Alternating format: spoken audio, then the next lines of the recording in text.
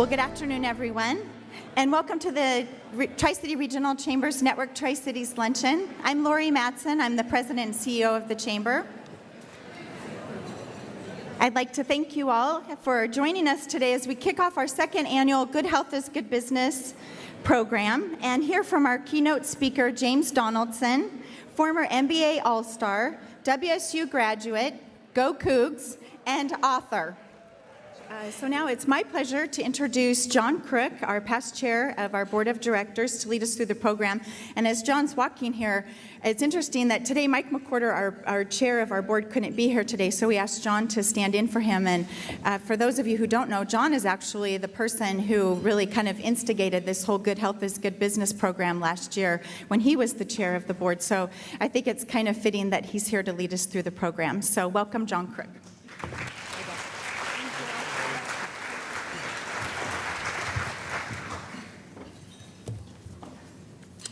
Well, as Lori mentioned, the chamber year is not unlike the NBA season and their 82-game grind. Sometimes players just need to take a night off, whether they're injured or not. So Mike did so this week, forcing Lori to go deep into her bench, very deep, and pull me out of retirement for some instant offense today. So you get me. And the A-team will be back next month. Similarly, our membership and communications director, Devin Diaz, is in Oklahoma City attending the American Chamber of Commerce Executives Convention. So today we have a rookie coming off the bench, Kylie Elgin, our new Chamber Member Services and Programs Coordinator, to present our membership plaques. Kylie?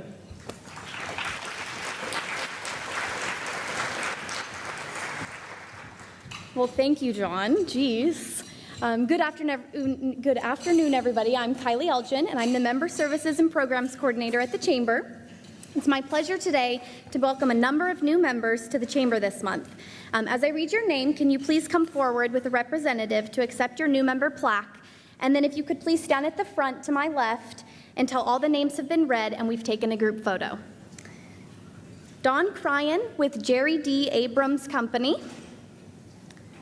Charlotte Cole with Center for Psychological Services. Martha Robles with Bella Luna Salon and Day Spa. Marissa Cannon with Chase. Noelle Ward with Restorative Action Wellness Health Center. Steve Hudson with Phoenix Restoration. Jolene Babka with Apple Valley Dental and Braces. And Julie O'Keefe with Stars and Tykes Boutique. Please join me in welcoming these new members to the Regional Chamber.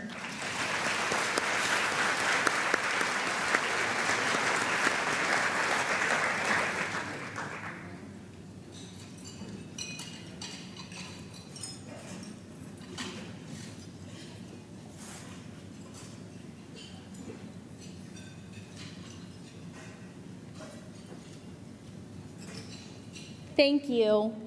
Thank you. So we're always pleased to see new members join the Chamber, but we also appreciate our members that renew their membership year after year. They might not all be here today, but we'd like to acknowledge our members who have maintained their membership with the Regional Chamber for over 20 years. These organizations are truly dedicated to the Regional Chamber and the Tri-City community. These companies have been members for 27 years. Benton PUD, Port of Kennewick, Columbia Crest Eye Care, Dr. Kenneth Depew, Mueller Funeral Home, Travel Leaders, and Primera Blue Cross. For 26 years, Reddick Osborne Forget LLP, Northwest Cars Inc., and for 25 years, Tri-City Herald and Yakima Federal Savings and Loan. These companies have been members for 24 years, Central Premix, Pepsi Cola Company, and Esteem Wireless Modem. And for 22 years, Tri-City Foods, Coldwell Banker Tomlinson Associated Broker Davis, and Fast Signs. For 21 years, Safeguard. And for 20 years, Hapo Community Credit Union and Lowe's Hardware and Garden Center. Thank you so much for renewing your membership of 20 years or more.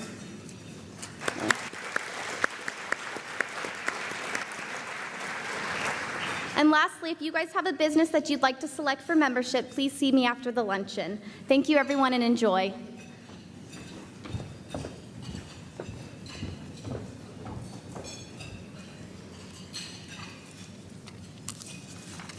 Thank you, Kylie. Well done. And welcome to all of our new members. To officially kick off the Good Health is Good Business Wellness Challenge, I'd like to introduce the Good Health is Good Business Committee Chair, Danette Lane, with Vista Engineering Technologies. Danette?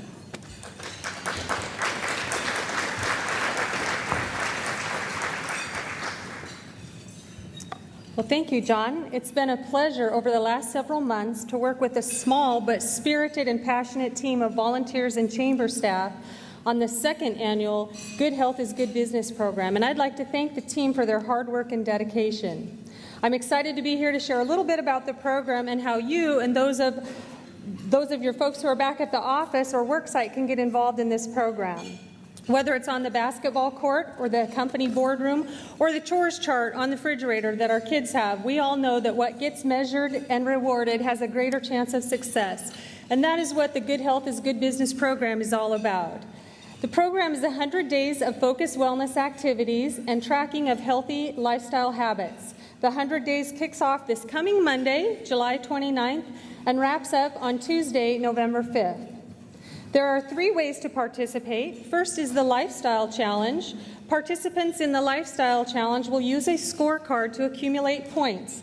And the scorecard includes over 40 ways to earn points, including things like basic exercise, nutrition and healthy eating, stress-reducing and preventative measures, positive habit-forming activities, and other fun things such as visiting a farmer's market for fresh produce or organizing a recess at work activity. We want to get as many people involved as we can, so we've kept the cost to participate at $10 per person or per employee. And when you register, you get this lovely Good Health is Good Business t-shirt sponsored by Payne West Insurance. The second way to participate is the Ultimate Challenge, and this challenge is for individuals who are ready to lose weight and change their body composition. It involves a confidential weigh-in and body fat measurement at the beginning and at the end of the contest, and the weigh-in is conducted by fitness professionals after the luncheon today and then again tomorrow and Friday over at the Regional Chamber office. So if you're ready for that ultimate challenge to change your body or your shape, you want to head over to the Good Health is Good Business booth at the back of the room after the luncheon, and we'll get you all signed up. The cost to participate in the Ultimate Challenge is also only $10 per person or per employee. And with this registration, you get our lovely workout water bottle, also sponsored by Payne West Insurance. Thank you, Vanna. John. Now, besides joining a few hundred of your neighbors and employees and fellow community members to improve your health and habits, there are prizes for each contest. The prizes will be awarded to the top 3 individual winners in each challenge. The Lifestyle Challenge will be based on the points most accumulated, and it's on your honor system. The Ultimate Challenge will be based on a cumulative score of pounds, inches, body mass index, and body fat loss during the 100-day challenge. The first place winners of each contest will receive $1,000 in cash. The second place winners will receive an iPad, and the third place winners will receive a $250 fitness package. So a lot of great prizes for becoming fit and more healthy. To keep the momentum going during the 100-day challenge, each participant will receive a weekly wellness wire email. Yes, another email in your inbox, but this is a fun email, and it's loaded with a lot of good stuff like healthy meals that are offered by our chamber member restaurants.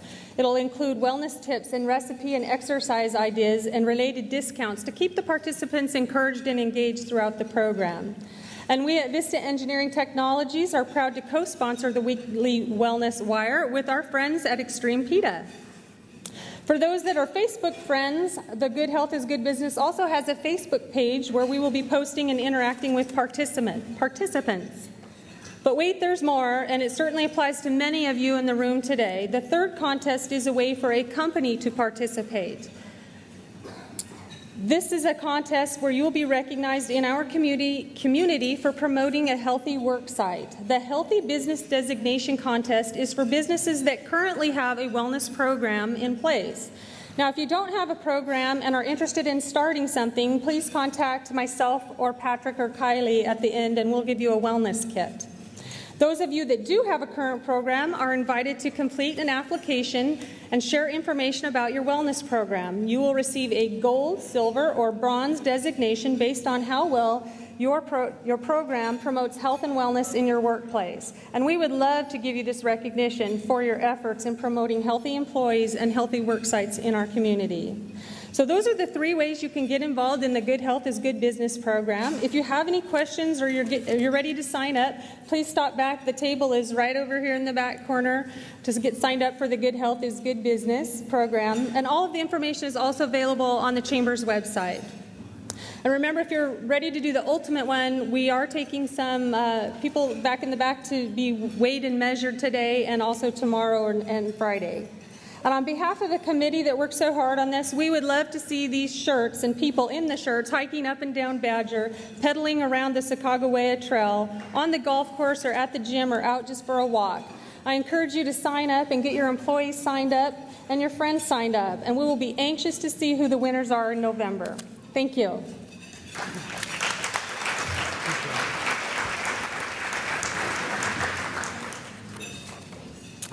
You know, Danette and Patrick and their committee have really, really worked hard on this. Let's give them one more round of applause for their efforts. We appreciate it. I hate to give away too many of my tips, but I'm going to be weighing in right after this. So when Mr. Donaldson begins speaking, I'm going to start in on my 4 rolls with 3 pats of butter, and I'm going to eat every dessert on the table so I can get that body fat count up before I go in to get weighed in. So just a little tip for you guys. Today's keynote speaker is sponsored by Columbia Basin Hearing. At this time, I'd like to introduce Dr. Neil Aiello to talk a few minutes about their organization and then to introduce James Donaldson. Dr. Aiello?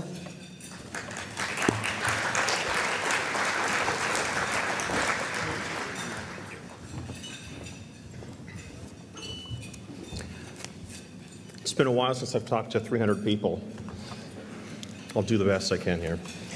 Well, I'd like to start out by giving a brief history of Columbia Basin Hearing Center, and I want to start out with a story. As a child in the 1970s, I remember growing up in Seattle, Washington, amongst the green trees and majestic mountains of the Cascades and Olympic Mountains. However, long about the summer of '78, my parents came to me and said, "We're excited about moving to this place in Washington, in the beautiful green state of Washington." Well, being an adolescent, I wasn't very excited about that, and I did everything to voice my dissatisfaction with that idea. So one day in August 1978, our family packed into a 1968 Ford station wagon with no air conditioning, drove across the beautiful Cascade Mountains, and dropped into eastern Washington. To my surprise, thermometers actually had numbers greater than 80. In fact, the day that we drove into the Tri-Cities was 105 degrees, and I thought I was on the moon.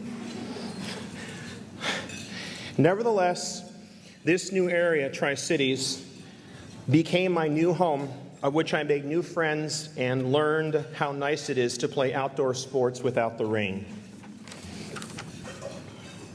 So my parents, Frank and Beverly Aiello, began a new business in an area that had never had a full-time audiology clinic, let alone no one knew what an audiologist is or does. Columbia Basin Hearing Center was founded in Richland, Washington in 1978 and opened up a satellite clinic in Kennewick the following year. So Dr. Frank and Beverly Aiello began as a small private practice with little more than a single doctor and 1 secretary. However, my parents had dreams of developing their little hearing clinic into something more. And 35 years later, Columbia Basin Hearing Center has grown into Eastern Washington's largest audiology clinic, employing 4 doctors of audiology, 10 full-time support staff, and some part-time staff. We serve a territory ranging as far away as Ritzville, Washington, to as far south and east as Pendleton, Oregon. We receive referrals from over 200 local and regional physicians and other healthcare staff in all 3 of our Richland, Kennewick, and most recently our new Walla Walla office as of 2 years ago. Our goal is and has always been to provide superior care for all of our patients in a warm and friendly environment where everyone in our office knows you by your first name. We provide personalized assessments and rehabilitation programs for individuals which are customized to each and every patient. Our doctors strive to keep on the cutting edge by gaining knowledge from leaders within our practice, which ultimately is passed along to our patients. Our family and staff appreciates all the opportunities that have been given to us by being part of this wonderful community we call home. And we look forward to many, many more years of success and growth. So, thank you. So what I'd like to do now is introduce our keynote speaker. Standing 7 foot tall, 7 foot 2 inches tall, James Donaldson stands above the crowd in more ways than his physical stature. His story is about making the right choices, overcoming fear and self-doubt, and staying resilient and goal-focused in the face of tough challenges routinely bring audiences to their feet. Donaldson is no stranger to overcoming obstacles. Most people would be surprised to learn that he didn't start playing basketball until he was a junior in high school. His late start in the sport, though, didn't stop him from becoming a top player at Washington State University, my alma mater, and earning a place among NBA All-Stars in 1988. His professional basketball career included playing with the Seattle Supersonics, San Diego, Los Angeles Clippers, the Dallas Mavericks, and the Utah Jazz. He's also played in Europe, in Spain, Italy, and Greece, and toured with the Harlem Globetrotters. His dedication to excellence and discipline to practice served to set him apart and earned him a place in the Pac-10 Sports Hall of Fame. He's also on the Washington State University Athletic Hall of Fame. In 2010, Mr. Donaldson was elected as a board member for the NBA Retired Players Association. After a knee injury threatened his NBA career, Donaldson established the Donaldson Clinic in 1990. Today, this successful business with a 20-plus year track record provides physical therapy services to recovering athletes and others seeking enhanced mobility. In 2009, Mr. Donaldson ran for the office of the Seattle mayor and came in a strong 4th place in a field of 8 candidates who were in the race. Win or lose, Donaldson is well known for his integrity, strong faith, consistency, his tireless work ethic, and his positive attitude. Please help me introduce to the stage James Donaldson.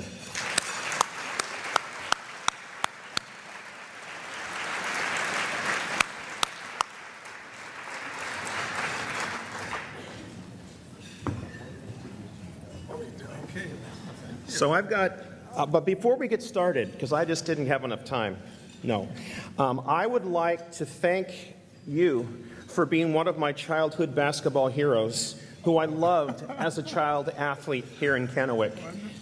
I used to scrape the sidewalk and the driveway off in snow, and I would take my three-point shots with, 3, 2, 1, and I won the championship.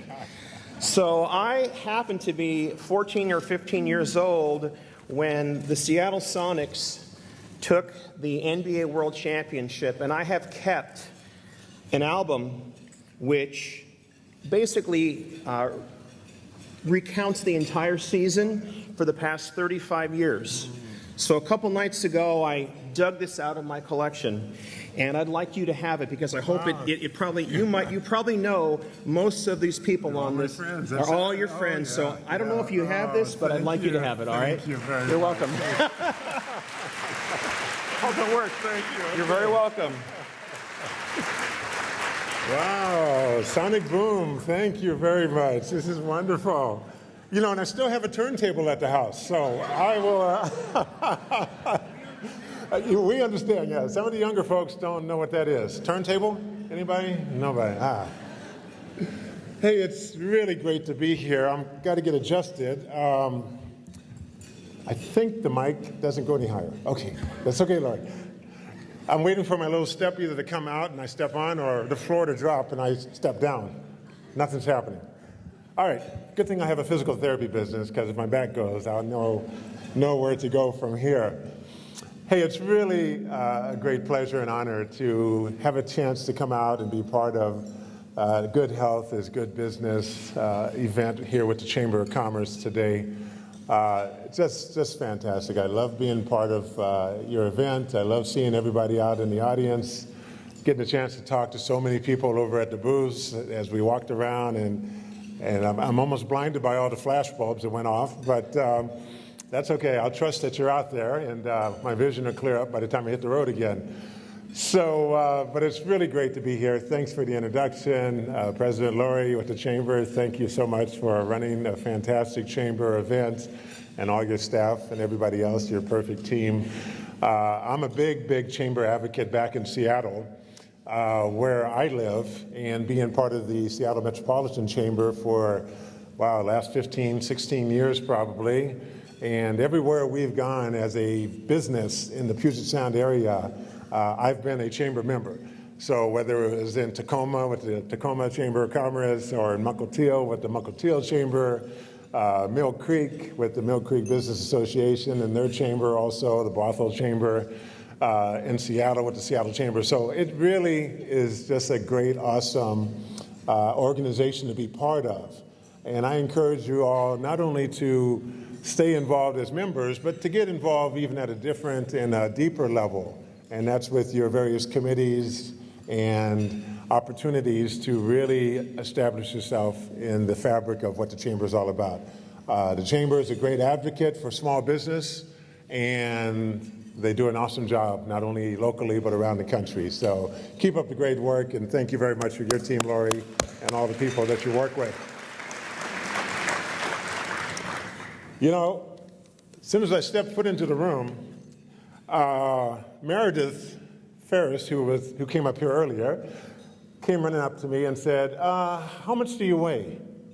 And I thought, you know, I'm trying to trim off a few pounds here or there. It's kind of touchy subject at this point. And so, but she went on to explain, as she did earlier today, that, you know, she used to weigh in at about 260 plus pounds or so.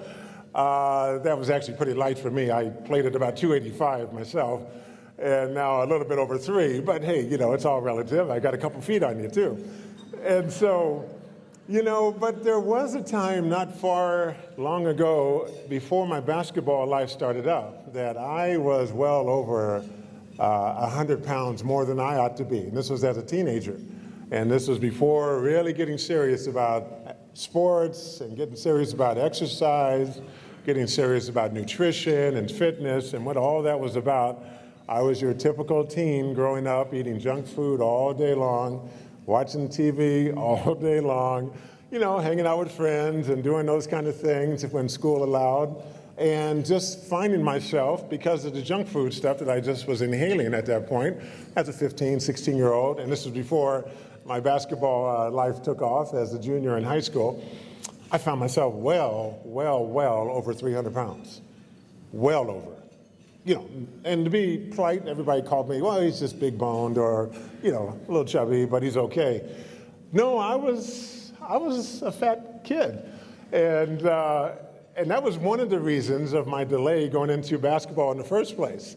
You know, I'd see all those guys out there at the high school level running around in their, I was back in the 70s now. So, you know, I mean, super short short shorts, right? Real snug, and a tank top that you had to basically look like it was painted on for most of these guys. And I'm like, there's no way. No, not at 350 pounds. No, I can't get out there.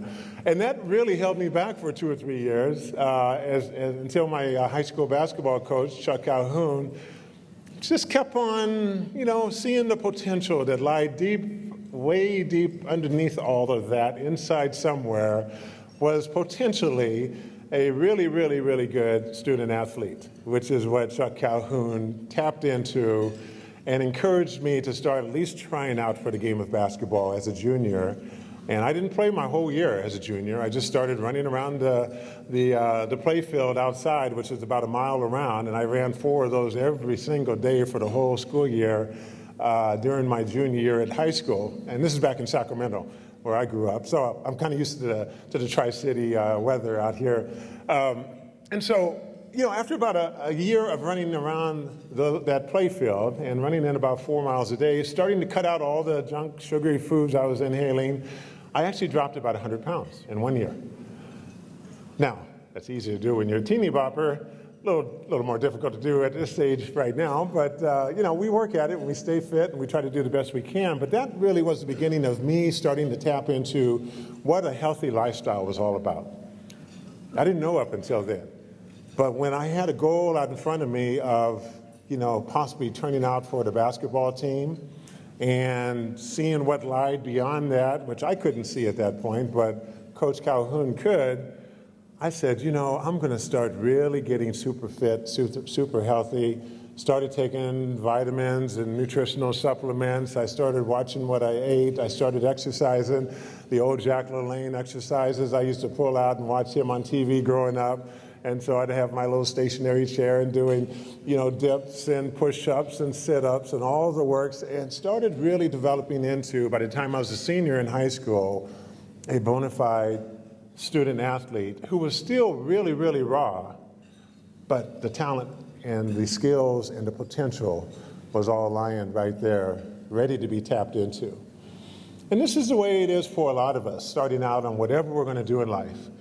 We're filled with the insecurities and the uncertainties and the lack of confidence and the lack of experience and the doubts and the self-doubts and those folks that are out there saying you can't do this and you can't do that, and those folks, that little crowd inside your head that says you can't do this and you can't do that. But once you start stepping out there and getting a feel for something that you're really passionate about, something that you really want to be good about, you start putting it all together because it matters.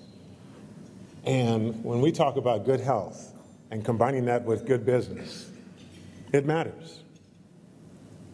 I run a physical therapy clinic back in Mill Creek right now, just a little bit north of Seattle.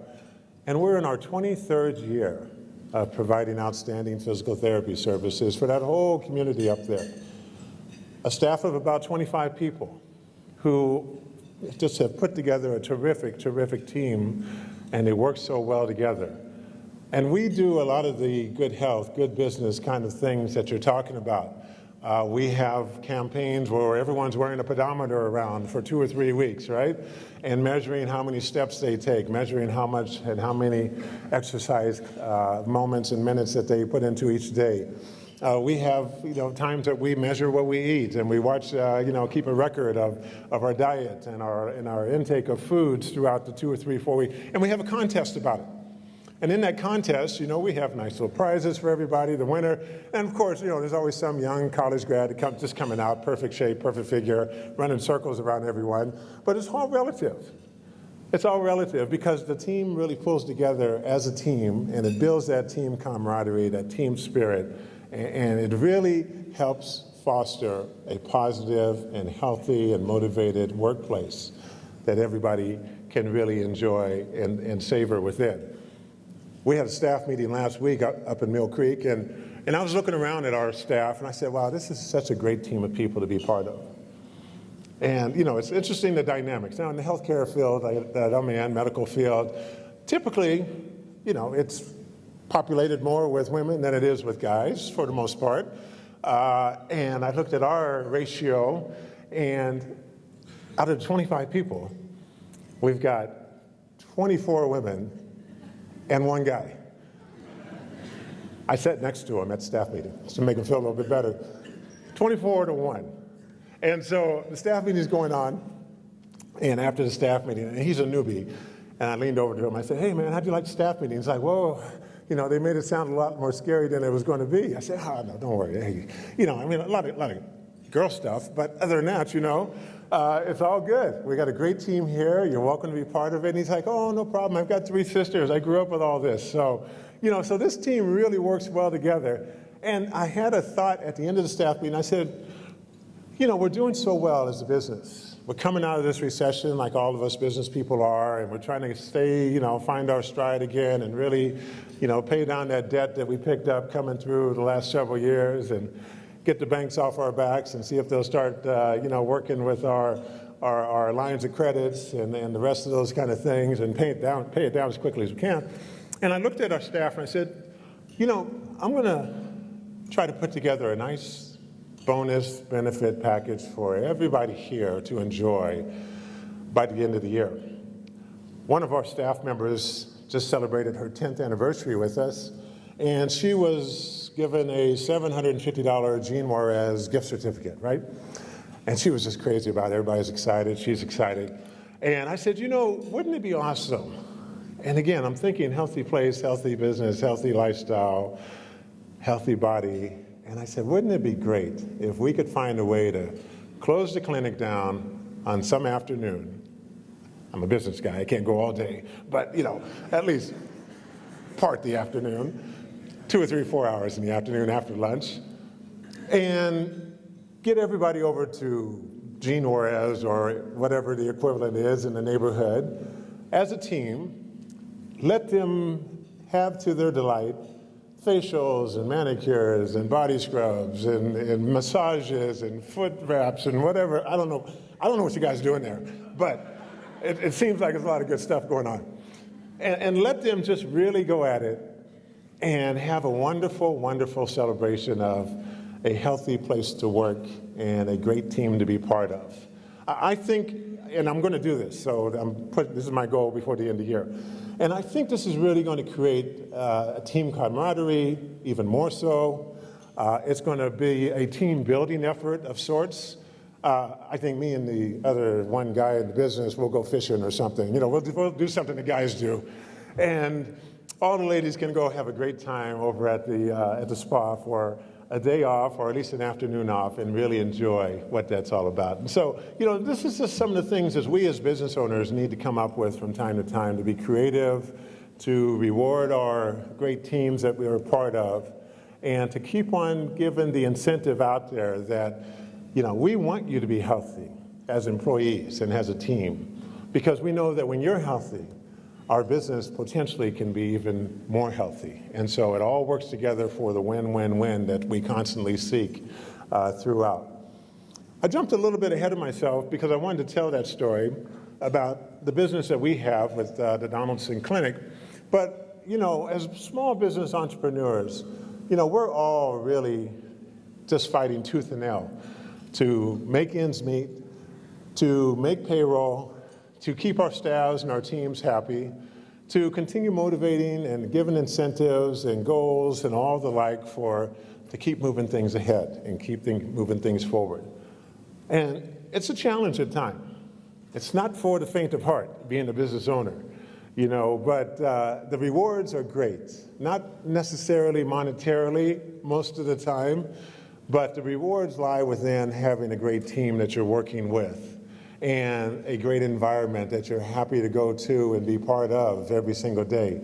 I meet with our staff, our team managers. We got 3 managers of the 25 folks, and they have a management team that I meet with once a week, every Thursday.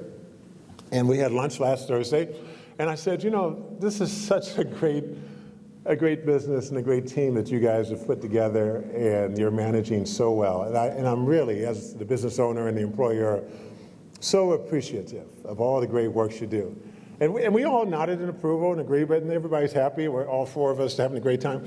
And I thought about it, I said, you know, wouldn't it be just horrendous if we didn't like each other and we had our weekly manager meeting sitting here, the 4 of us? Wouldn't it be just terrible if I didn't want to come to the office because I knew I'd have to see you guys or you'd have to see me, right? And so when you work on those kind of aspects of the game, always fine-tuning, always finding ways to help not only your business bottom line, but the environment that you're creating and the empowerment of people that you're empowering and the clarification of roles and responsibilities that you're clarifying for the team, that's where the reward really starts stepping in. The average small business goes in and out of business in 2.5 years nationwide. And to be able to hang in there and not just open the doors and barely make it through, but to have a high sustained level for a decade or 2 decades. Now we're looking towards our 25th anniversary in a couple years. And now after that, our 30th anniversary after that. That really requires a lot of stick-to-itiveness. We've come through this devastating economic downturn over the last several years. And we know, I know about it, you all know about it. We, at one point, had multiple locations, 5 locations going, and then September of 2008 hits and the wheels fall off. How many of y'all suffered a little something similar? Oh yeah. Oh, yeah. But as business owners, business managers, you start massaging and managing your way through these crises. You can't let people see you sweat, even though I'm up here sweating a little bit. So one thing I miss about having hair is as soon as I start glowing, it shows. I used to be able to cover that up pretty well.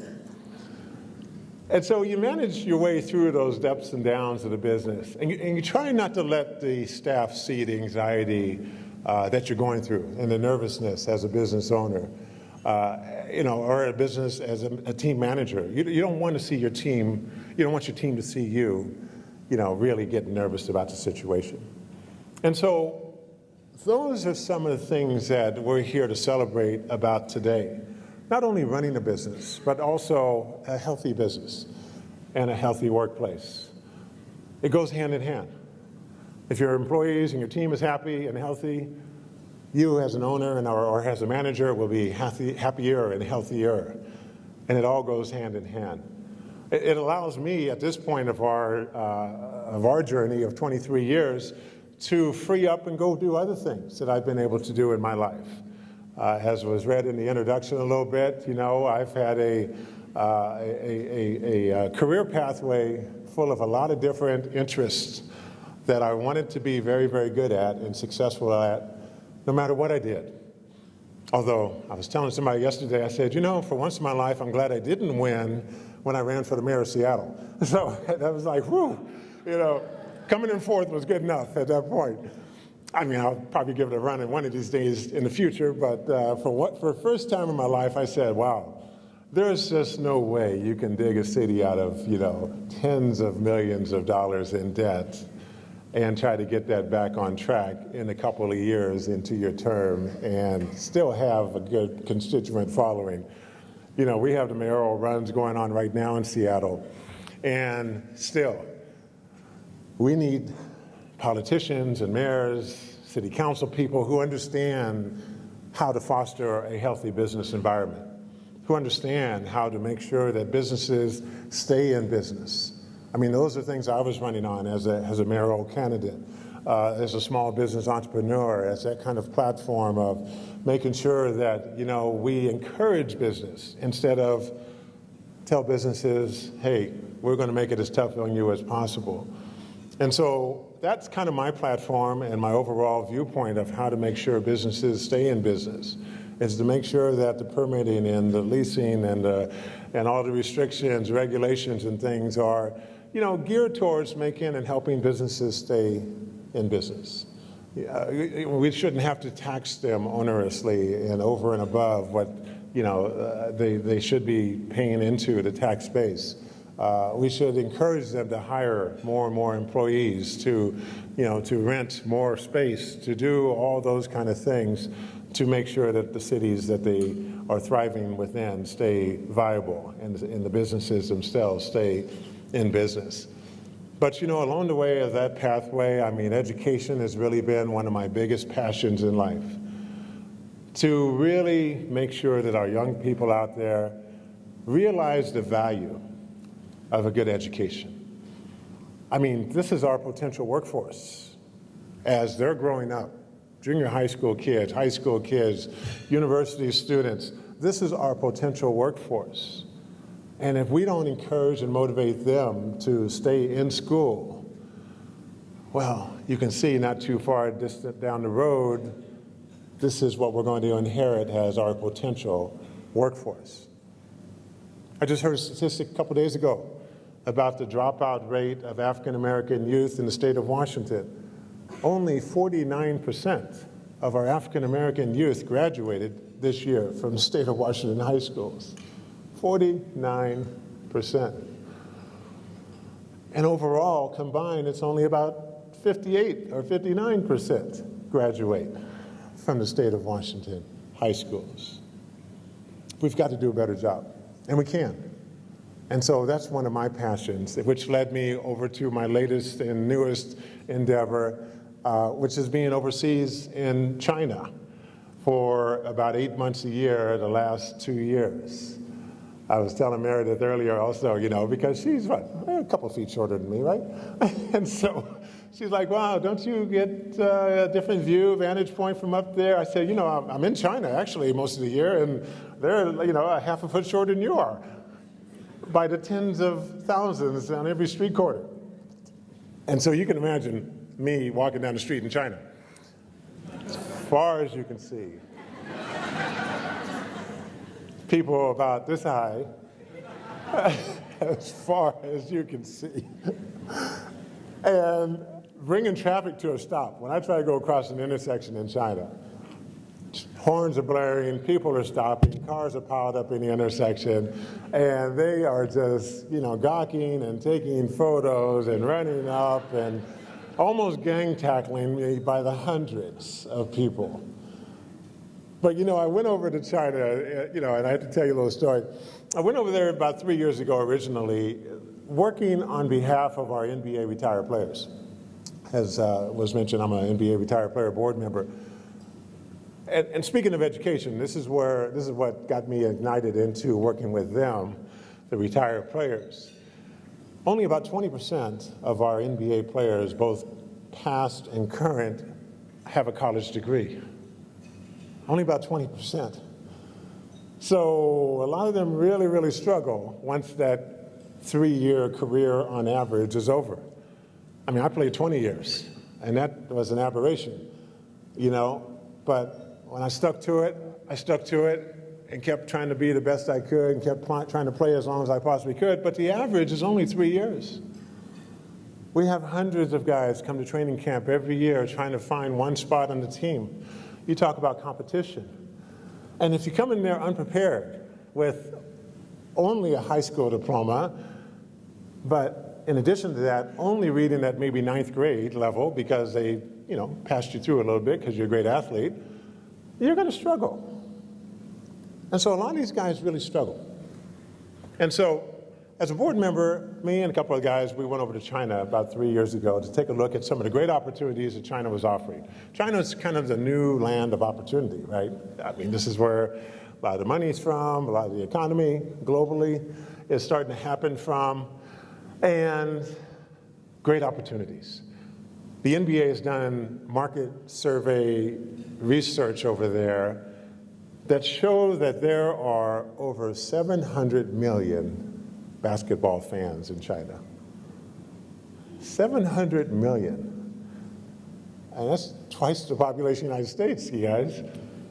And they will do anything for a hat, a t-shirt, a shoe, a ticket to the game, a photo with the guys, you know, they'll do anything.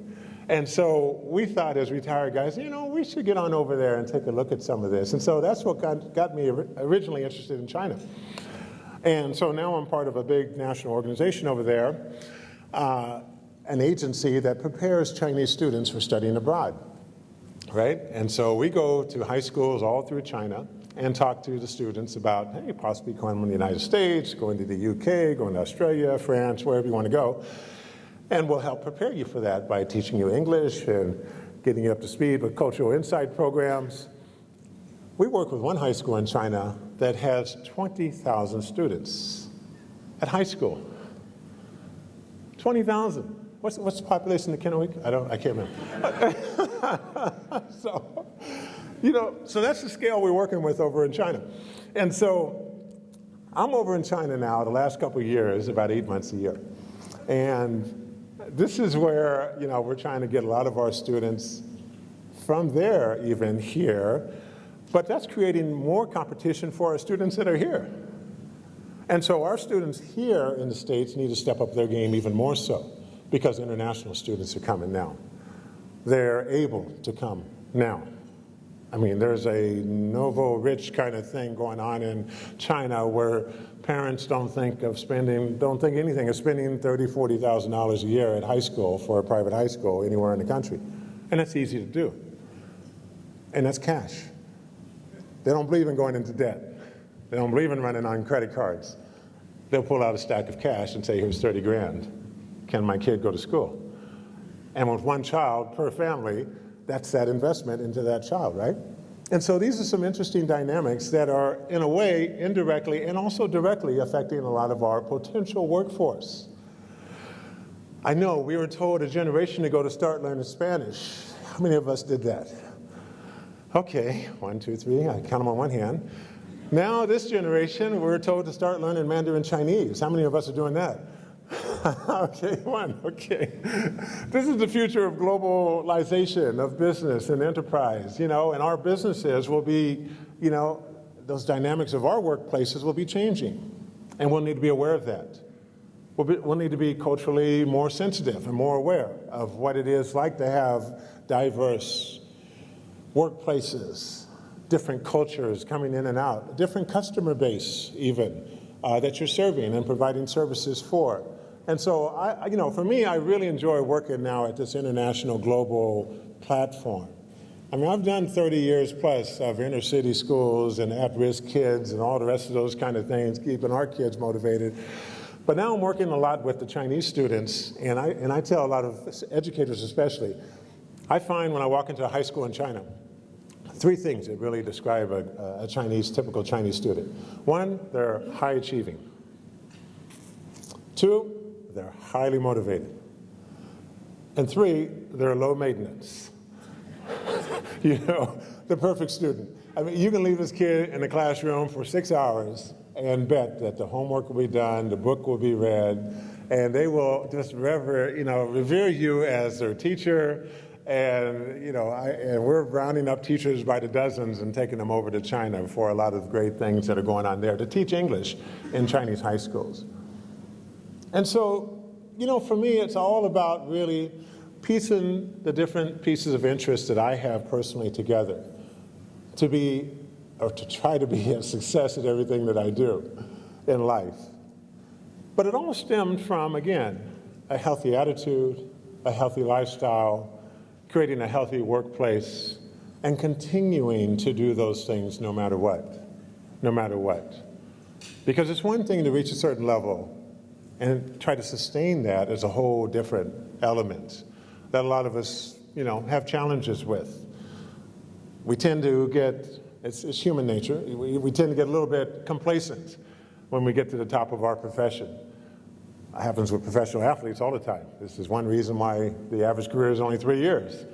You got a lot of competition coming in, 100 guys playing for one spot, and if that spot is yours and you don't have a guaranteed contract, you're in trouble, right? And so we need to really stay on top of our game at all times. Sports taught me that.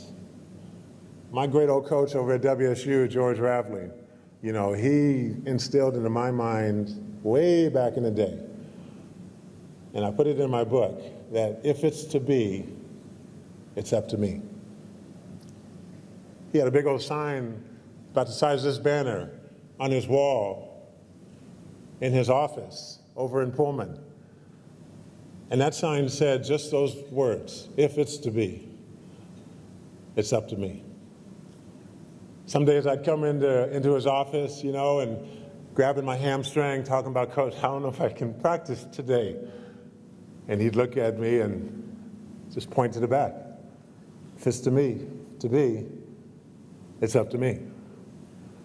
He said, James, I can't go out there and score for you. I can't shoot baskets for you. I can't rebound for you. I can't block shots, play defense.